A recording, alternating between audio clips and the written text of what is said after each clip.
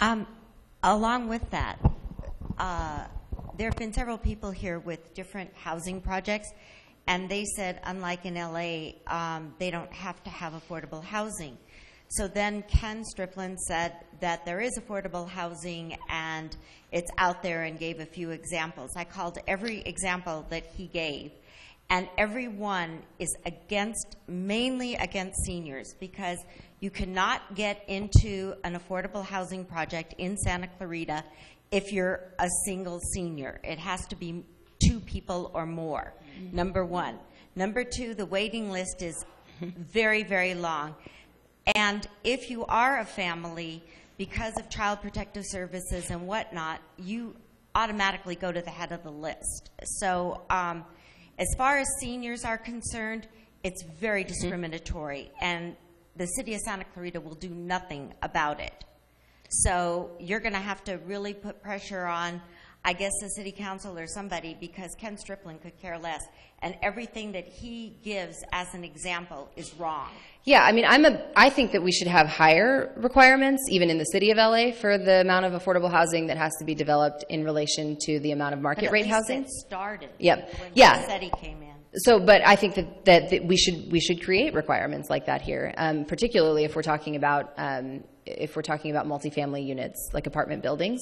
And the way that we do it at PATH, when we develop buildings, we have many projects that are specifically dedicated to seniors. So they're studios or 1-bedrooms, and the restrictions on them are, people over a certain age, and other requirements are often in place. So, for example, we partner with the County Department of Health Services.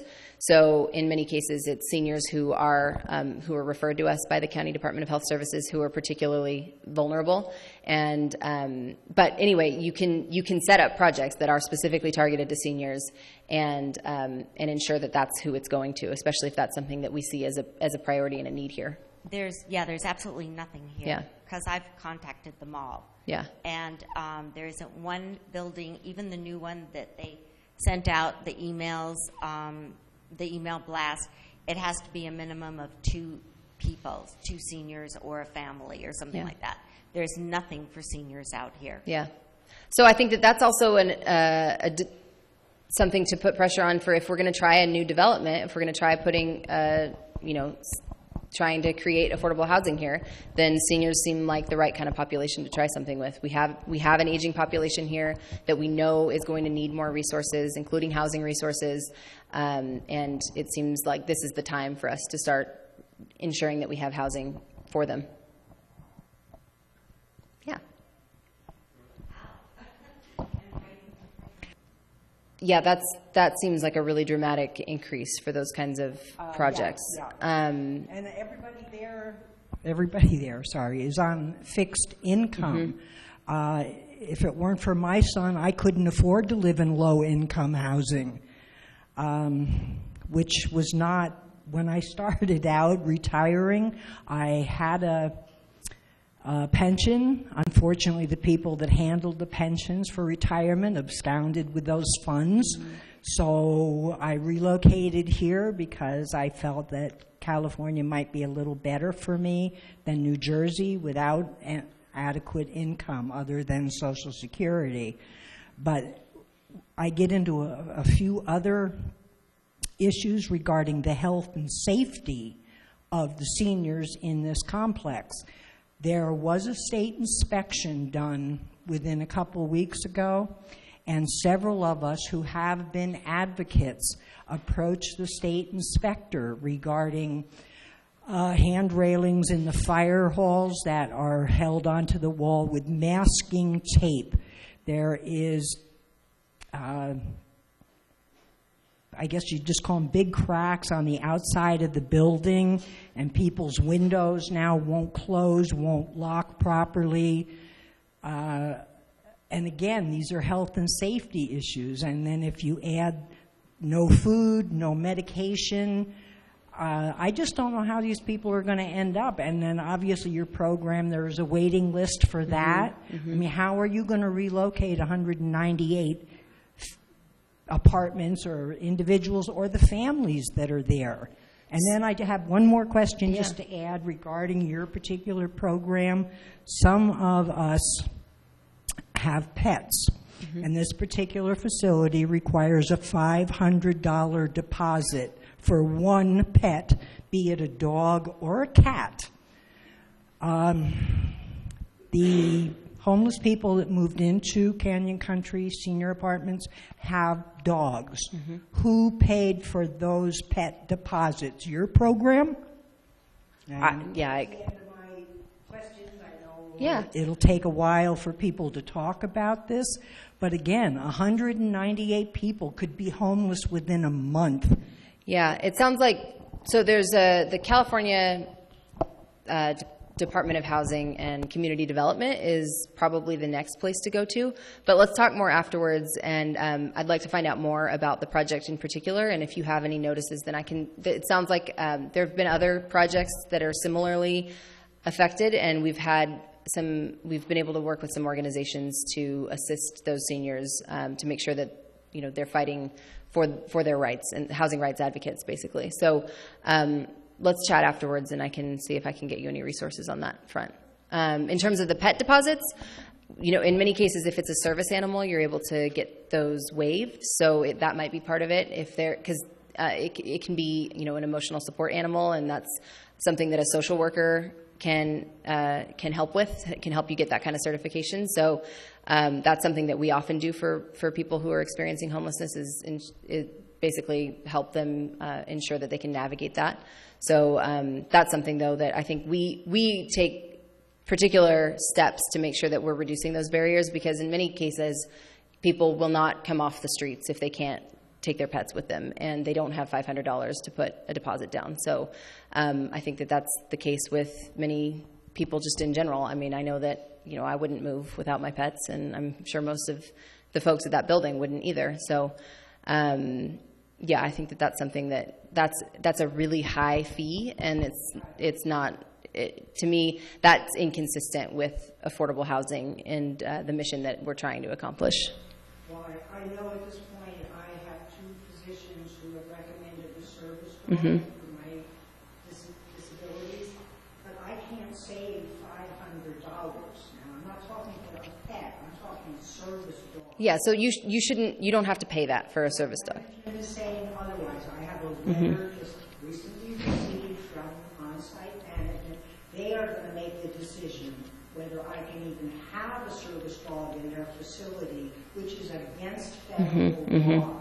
Now, I can go down my list. I presented some of these issues months ago to the Santa Clarita Valley Advisory Council. Because I did that, I was threatened by on-site management that I could not be a resident and a member of the Advisory Council. So I did resign from an office as well with the council because of the threat. I couldn't afford to be evicted. I couldn't afford to relocate. Couldn't afford to move anywhere and come up with security deposits. Yeah. But this issue with the service dog, again, they're playing God. On-site management, again, in this separate cover letter, states that she will make the decision if I can have my service dog. So again, I'm going above the state level. Yeah, yeah. You need help with housing rights advocates. So several issues. Obviously, yeah. Rent increases in 5 months. I mean, yeah. We just had one of your new people come in a month ago, and they've already received their first rent increase. Wow. I would think like Section 8, maybe they should be exempt. But then again, what about the residents that have been there? You know, yeah. There's just something not right about Canyon Country, and I know I've talked to people about rent control, and of course that's only in certain cities. We just had a meeting last week where we had a petition where probably 50% of the residents signed it. They're worried about getting their eviction notices now too. So the next step, I guess, is to get hold of you. Yeah, let's talk afterwards, and I'll see. I'll get the information so that we can make sure that one of our partners that works on this specifically with tenants who are facing these kinds of issues, that we can have them get involved. So, yeah.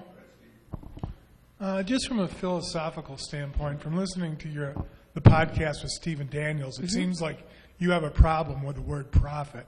And that by working for a nonprofit, and it's not just you, it seems like people that work for nonprofits seem to think that they're more virtuous than those who go out and work for a profit to pay the taxes that go to fund your nonprofit. So I'm just wondering what disconnect do I see there? I've started studying nonprofits by looking at their Form 990s. I've looked at the one for PATH. I've studied ones here in the city. You have nonprofits here where executive officers are taking 90% of the proceeds coming to that nonprofit as executive compensation. And I think nonprofits, and I'm not picking on PATH, but are largely scams. And this young gentleman, I think, just wrote an essay where he said that every crook starts by starting a nonprofit. Well, I don't necessarily disagree that there are nonprofits out there that are doing things that they should not be doing. So I think I feel like it's a bit of an overgeneralization that many nonprofit or most nonprofits are scams, because I think that they're doing the work that frankly nobody else is doing. What's the purpose of a nonprofit? So a nonprofit is that basically, instead of shareholders, instead of anybody who is able to cash out on any of the revenues that go in excess of what the operations take to run, there are no shareholders. So that all of that money has to go back into the operations. So it seems like they take it out as compensation. Well, if that's happening, that's a problem. And so that's why the 990s are public. And so for us, all of our salaries are on there. They are. We keep our administrative overhead well under 15%, which is making sure that 85% or more is going towards direct client services and directly doing, in service of the mission. So that's why that kind of regulation exists, to ensure that kind of transparency. So I do think that there's a major problem when nonprofit executives are making, the bulk of the money that it should be going towards direct services. And that's something that we take very seriously, and we make sure that our line staff are paid well, because I think that it's something that is imperative to make sure that we are attracting high quality people to do this kind of work, because it's not. There's a misunderstanding that if you're working in the nonprofit sector that you should be doing it for free, because that's not accurate either. All of us are still working. Hospitals are nonprofits. They are actually. Well, Harvard and Yale are nonprofits, right? Okay? And they have multi-billion-dollar endowments. Yep. And I nobody seems to think that's a problem. Yep. They could afford to pay tuition for every student to go there for free. I know. I think that there's a big problem with hospitals and with universities in particular that have that nonprofit status. Frankly, there's some faith groups that I think there's a big problem with how those organizations are classified as nonprofits as well. So I agree with you on that front. I don't have a problem with profits. I have a problem when there are profits that are being taken when I feel like those are not when people who are taking those profits are not paying their fair share. So all I'm asking for is that people who are wealthy and who are making, high incomes are paying not more than, but the same in taxes in terms of a percentage as the rest of us are. So I don't have a problem with profits at all. I think that we receive our donations from wealthy people that we do definitely need to be making, profits to be able to sustain us. But I think that it's something that we shouldn't be okay with the fact that for too long that group is the one that's been in power that has been saying that that they should continue to get tax cuts, that they should continue to be taxed at lower rates than the rest of us, because we're the ones that can't afford it, and there's something fundamentally wrong with that structure. So no problem with profits. Profits are great. Pay the same as the rest of us. But let's just come back to corporate tax reform. Mm-hmm. Apple Corporation has billions of dollars sitting overseas. Mm-hmm. And Steve Jobs said before he died he would never bring any of that money back to the United States and subject it to the double taxation. So when you say, I think in the podcast you said that the maximum corporate rate is 15%. No, I didn't talk about corporate tax rates. I talked about individual rates for capital gains rates. Okay, but would you should you go to Congress, be receptive to the idea of lowering corporate tax rates, especially those that have profits sitting overseas, to bring that money back to the United States. That's a big part of the Trump corporate tax realignment. So I think that we have to look at that issue as there's the problem with that money sitting overseas, and I don't think that that's necessarily aligned with what the issue is around what our taxes are. So I think that there is something fundamentally wrong with our tax structure. But there's a lot more nuance to why those dollars aren't here. And some of that has to do with it's simply cheaper to manufacture things overseas. There are some jobs in terms of, producing iPhones that we're never going to get back here. So I think that the way that we need to look at it shouldn't be as simplistic in terms of we have to reduce the taxes and they're going to bring it back here. Because in many cases, we reduce the taxes and those profits don't go back to jobs. They go back to people who are, their shareholders. A perfect example of reducing the taxes, let me just very simplistically describe this. So I own a donut store, and I am, I have 2 clerks that operate it. I'm serving 100 donuts a day, and somebody says, oh, I'm going to cut your tax rate. And they cut my tax rate by 15%, and that's great. But I'm still selling 100 donuts a day. So I'm not going to hire another clerk. I'm just going to take that 15% and say thanks. So that same kind of concept is something that we have to be aware of, that it's not just, we have to make sure that those tax cuts, if we're giving tax cuts to corporations, that they need to be specifically aligned with how is it helping our communities and how are we ensuring that that money is in fact coming back. So I think that we have failed on that front, and I want to see any kind of tax reform make sure that whatever incentives we're giving to companies are coming back here. Because right now there's incentives, but there's no recourse if they aren't actually bringing jobs here, or if we're just basically giving that money away and we're not getting anything back in return. So who's giving that money we away? As taxpayers, because what they're not paying in taxes is what should be going to our roads, to our infrastructure, to our schools, to our healthcare system, to preventing and ending homelessness, to our seniors, to all of that. Those are dollars that should be going to our communities and aren't. So it's all of us that are paying that, because we have the taxes that we don't get those deductions on, and we continue to have to pay. Yes, ma'am.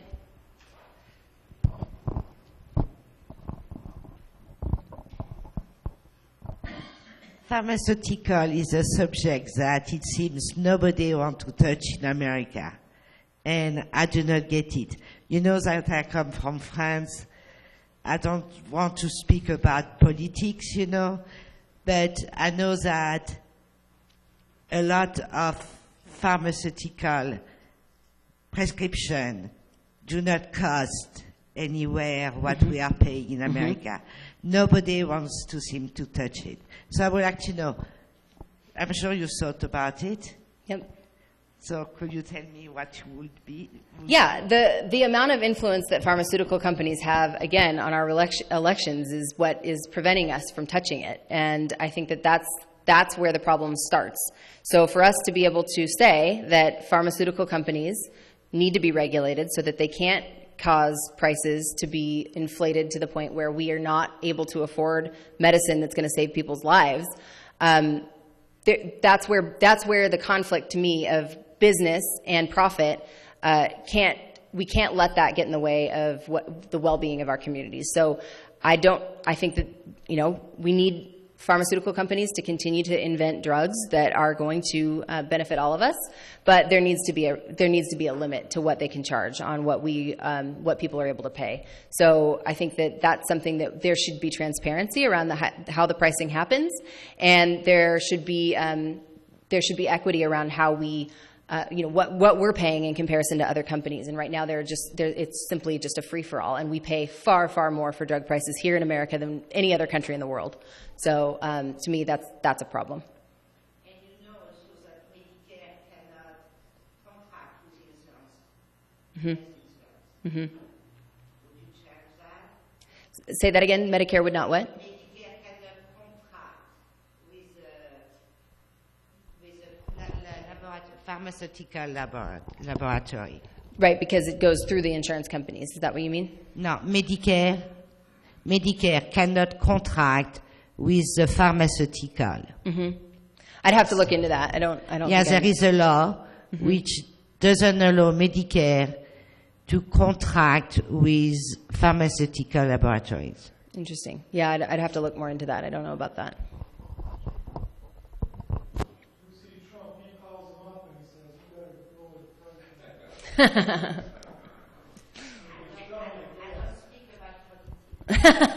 And back to our highly paid CEO of our nonprofit, Santa Clarita Community Council. I receive virtually 100% of all of our income. Yeah, of zero. And if they give me a 100% raise, I will get no more than I get now. Yeah. But there is one thing I wanted to ask you, Katie. I don't know if something's changed, but it was reported in the Signal that the decision of how to disperse Measure H funding was going to be done by a committee of 50 individuals. Now, the city of Santa Clarita did not participate and does not have any person on that particular committee. And I know they were having a very difficult time coming up with an answer, and they were supposed to come up with it before May the 10th, and something tells me that May the 10th is passed. Yeah.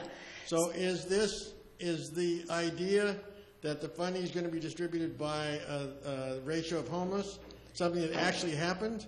Yeah. Or is it, why don't you tell So us yeah, I'll tell you about the committee. So first of all, when all of us in the community thought of the idea of having a 50-person committee to make these recommendations, we all had the exact same reaction that you guys did, which is that, I think what's the joke, that a giraffe or a zebra is a horse made by a committee or something. A camel, I think, is a horse that's made by a committee. So a 50-person committee is going to give you something that is kind of concerning. But I will say that the people who are on the committee are representative of a diverse array of service providers, people in law enforcement, people who are representative of different cities throughout the county, including the councils of governments, and that all kinds of cities were inviting it, including Santa Clarita, and that there were not participants from Santa Clarita that chose to be on the committee. So that's part of the reason. However, the recommendations that are being made by that have nothing to do with geographic distribution. They only have to do with the types of programs that are being put forth in terms of recommendations.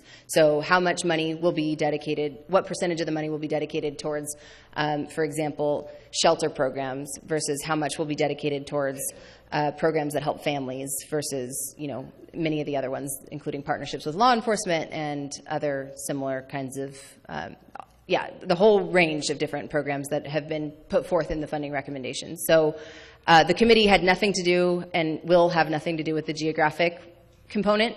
That is all based on homeless count. So even though Santa Clarita was not represented, that it won't make a difference on that front. So are those meetings open? Yeah, they're open to the public, and they're posted. You're confusing me a little bit. The Signal did report what some of the requests were from the different organizations. And basically everybody said, give all the money to me. Yep. Right? That's what they said. Yeah. But there was nothing in there, nothing in those issues that said how they were going to distribute it. Geographically. By the homeless count or anything else. So if it's not being distributed by the homeless count, no, it is. If it is, then it is being distributed geographically. If it isn't, I'm sorry. What I mean is that in terms of the recommendations that are coming out of the committee, they didn't even touch that because it was written into Measure H to begin with that it would be distributed geographically based on the homeless count. Okay. So there's nothing that the committee would do in terms of recommendations would change the geographic distribution of any of it. Okay, So, that's a good explanation. yeah. Thank you. Yeah.